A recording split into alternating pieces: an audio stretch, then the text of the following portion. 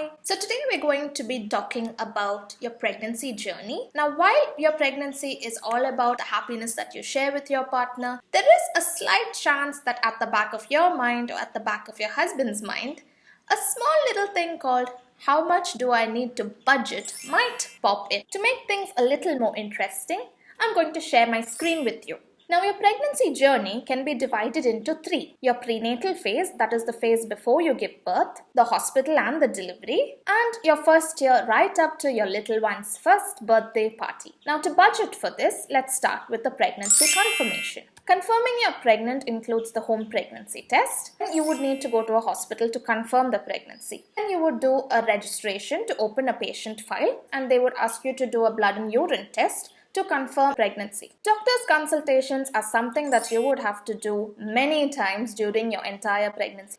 Now, this depends where you're having your baby and the hospital that you choose. On an average, you might have 15 to 20 visits in an entire pregnancy. I personally had 17 visits to the hospital. Every appointment would be accompanied by the doctor giving you prenatal vitamins. So you would be taking calcium, iron, folic acid, and a multivitamin. Apart from this, you would also sometimes be given a vitamin drip or an iron drip, especially if you're anemic. This would happen once every trimester. You would also need to receive 2 tetanus shots, and in some cases, you might also be advised to take a flu shot. Now, pregnancy protocol testing. There's a lot of tests involved. Now, the main test is a urine test, which is there at every single doctor's visit. You will also have a blood test. You have this test called the pregnancy blood workup. Now, this is a test in which they are checking for genetic diseases, they are checking for HIV in the baby, they also check for any abnormalities. This is like a major testing that they do. It's done only once. In my case, it was done in the second trimester. And you also have your glucose tolerance test.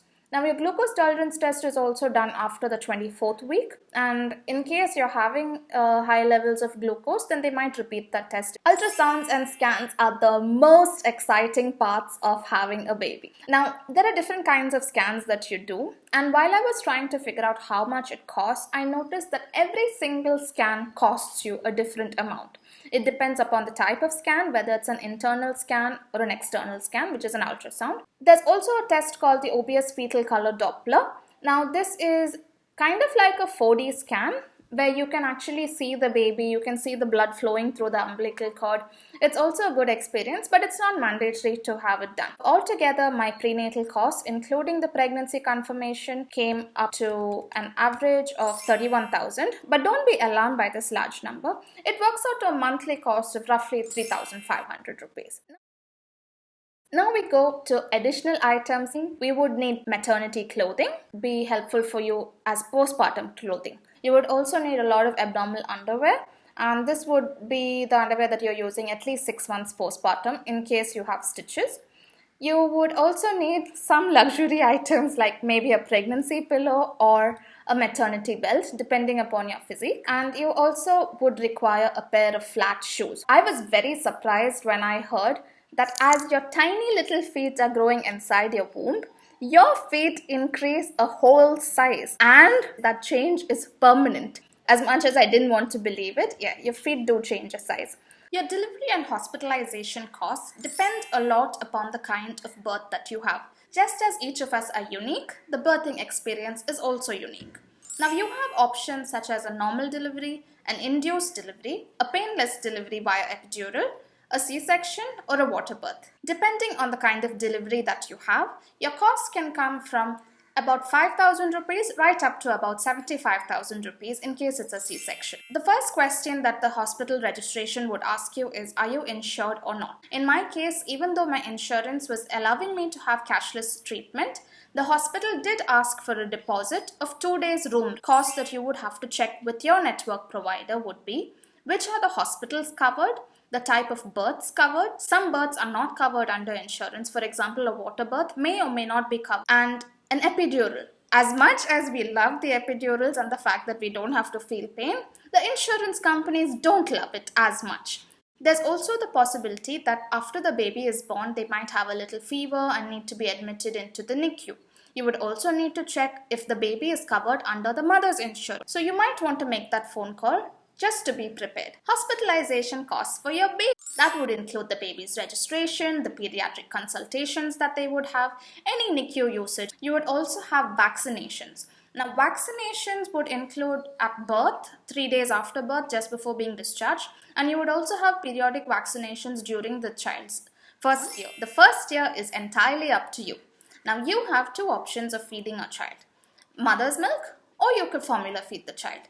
Mother's milk is generally the best preferred, but in case you're not able to feed your baby, there's always formula. A baby would consume about 6 to 8 formula feeds a day. A tin could be anywhere from 200 to 500 depending upon the brand that you choose. Essentially, even if you think breastfeeding is absolutely free, there are some costs such as buying a sterilizer, a bottle warmer, or even a breast pump. Whatever you choose, as long as your child is fed, it doesn't really matter. Diapers.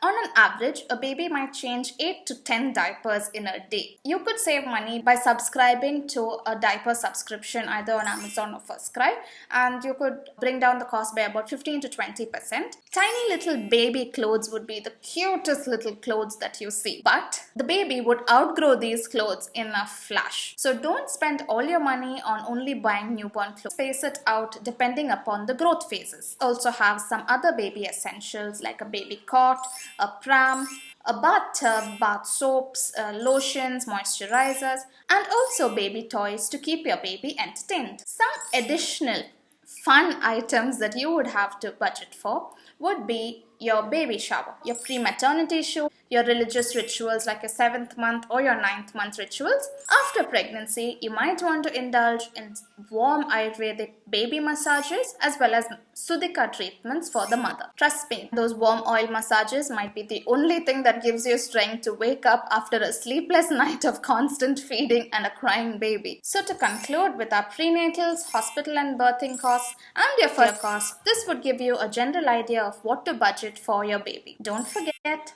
time flies and your newborn would soon be a tiny little toddler. So enjoy every stage and wishing you a happy pregnancy and a quick postpartum recovery. Bye!